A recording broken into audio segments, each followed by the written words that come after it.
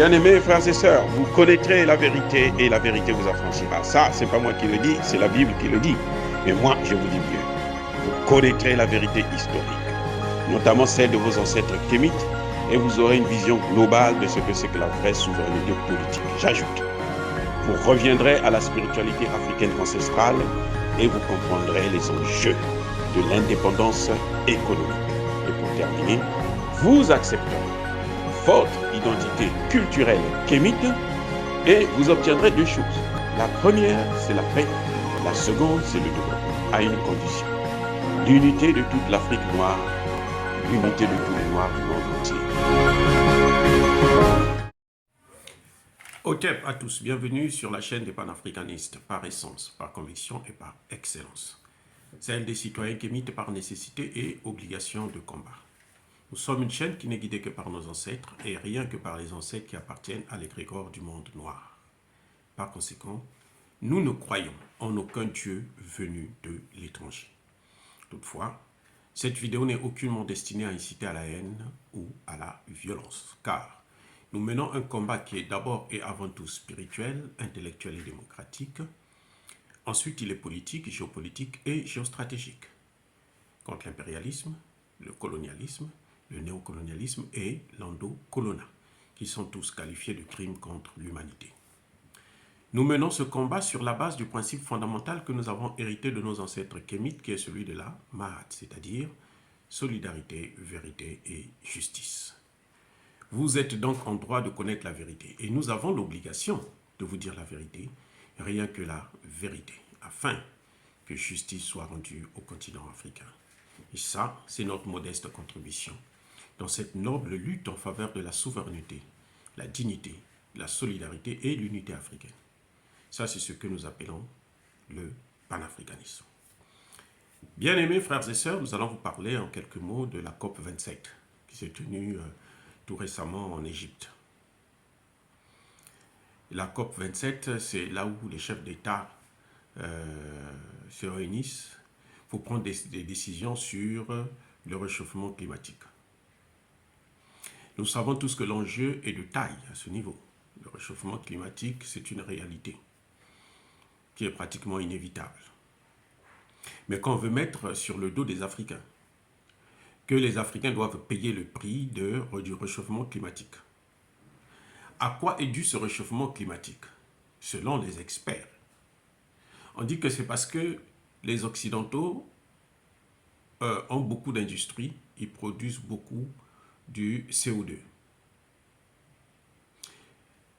Ce sont eux qui polluent avec toute leur industrie automobile, l'aviation, fabrication des armes nucléaires et autres. Ce sont eux qui polluent le plus la planète. L'Afrique pollue à hauteur de 4% seulement. Donc en fait, le réchauffement climatique, ce n'est pas une affaire des Africains, c'est une affaire des Occidentaux. Mais on veut nous faire payer le prix. Et c'est vrai, c'est la planète tout entière qui est en danger, ça c'est tout à fait évident. Mais ce que l'on veut faire, c'est que les Africains doivent payer exactement le même prix que les Occidentaux payent, ou ils doivent subir encore plus. On nous interdit, à travers toutes ces réunions de COP 21, 26, 27 et autres, c'est demander à ce que les Africains, écoutez là où le deal est complètement stupide et ridicule, demander à ce que les Africains ne puissent pas industrialiser leurs produits, leur pays. Ils ne puissent pas avoir des usines de transformation de leurs matières premières, qu'ils ne puissent pas utiliser les énergies fossiles, qu'ils puissent utiliser seulement les énergies renouvelables. Et que eux, les Occidentaux, parce qu'après les gens se sont posé la question, mais c'est nous qui avions les matières premières, qu'est-ce qu'on va faire avec? Ils disent non, les matières premières là, vous amenez ça chez nous, nous on les transforme et on vous apporte les produits finis. Vous êtes là seulement pour consommer nos produits. Nous, on crée des emplois. Vous, là-bas, vous pouvez avoir le chômage comme vous voulez. Vous pouvez souffrir. Il n'y a pas de problème. Parce que le produit fini, là, il coûte encore 10 fois plus cher que le produit lui-même que nous avons acheté. Voilà là où on est en train de nous amener, on est en train d'amener l'Afrique. C'est une escroquerie internationale, mais alors de grande envergure, avec la complicité de certains chefs d'État, ou plutôt la naïveté de certains chefs d'État africains, notamment ceux qui sont dans le bassin du Congo. Parce qu'ils se disent que eux, il faut protéger les forêts, il faut qu'on leur donne de l'argent. Comme ça, eux, ils ne vont pas industrialiser. Eux, ils vont se contenter de vivre dans la misère, dans la pauvreté. Ils n'ont pas le droit de créer des richesses, puisque ceux qui doivent créer les richesses, ce sont les autres. Et eux, ils sont obligés de consommer ce que les autres produisent. Mais entre-temps, nos matières premières, c'est eux qui viennent prendre et qui transforment. Voilà le grand deal de la COP 21, 22, 23, 24, 26 et aujourd'hui on est à 27. C'est interdire aux pays africains de créer des richesses à travers l'industrialisation de leur pays, la transformation de leurs matières premières, et faire en sorte que les matières premières puissent toujours continuer à aller en Occident pour être transformées, créer des emplois là-bas et créer le développement là-bas, pendant qu'en Afrique, on continue à souffrir. Donc on veut faire de l'Afrique un territoire, un vaste dépôt de matières premières. Ils viennent seulement prendre les matières premières et ils s'en vont avec, et nous on continue à subir.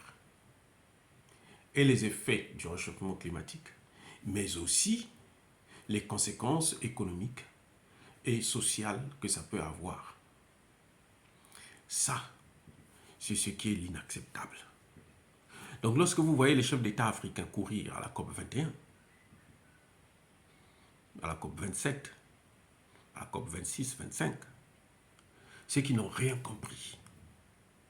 Ce sont des voyous, en Afrique en tout cas. Les Occidentaux, ils viennent pour leurs intérêts, c'est tout à fait normal. Ils ne sont même pas capables de financer l'adaptation, le système d'adaptation qu'ils veulent mettre en place pour les pays africains. Ils ne sont pas capables de financer. Ils ne veulent pas. Ils disent de toutes les façons, ils peuvent souffrir, ce n'est pas un problème. La seule chose, c'est que eux, ils doivent continuer à produire comme ils sont en train de produire actuellement. Ils ne doivent pas stopper leur industrialisation, ils doivent continuer à s'enrichir. Et nous, on doit continuer à s'appauvrir. La COP 21, c'est-à-dire que c'est la plus grosse escroquerie, la COP 27, là, la plus grosse escroquerie du siècle. C'est du jamais vu au niveau international. Que les États puissent s'asseoir, ces États-là qui sont en train de polluer à 35-50% toute cette planète.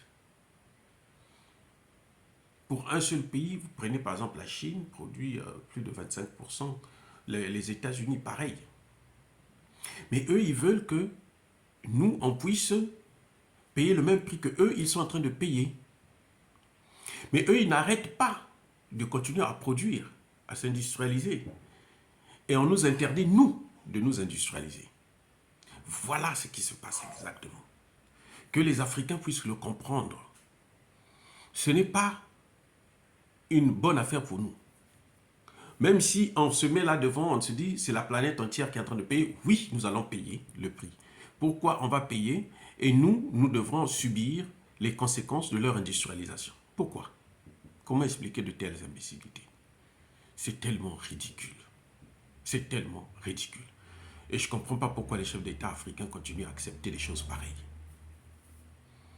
Voilà, bien-aimés frères et sœurs. Est-ce que dire cela, c'est inciter à la haine ou à la violence? Non.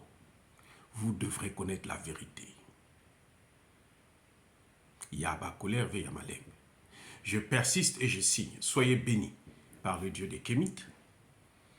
Et que tous ceux qui persécutent le continent africain, les Africains et les panafricanistes en particulier, tous ceux qui pillent et déstabilisent nos pays, puissent être punis, foudroyés, maudits, écrasés par le Dieu des Kémites et par nos ancêtres angélisés.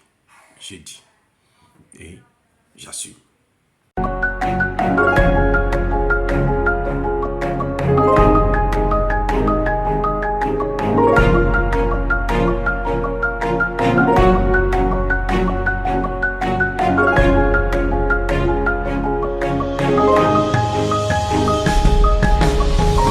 Eux, ils marchent par la foi et non par la vue. Mais moi, je vous conseille vivement de marcher par la connaissance scientifique et historique, notamment celle de nos ancêtres kémites, par les 5 sens et par l'intelligence. Abou Abia.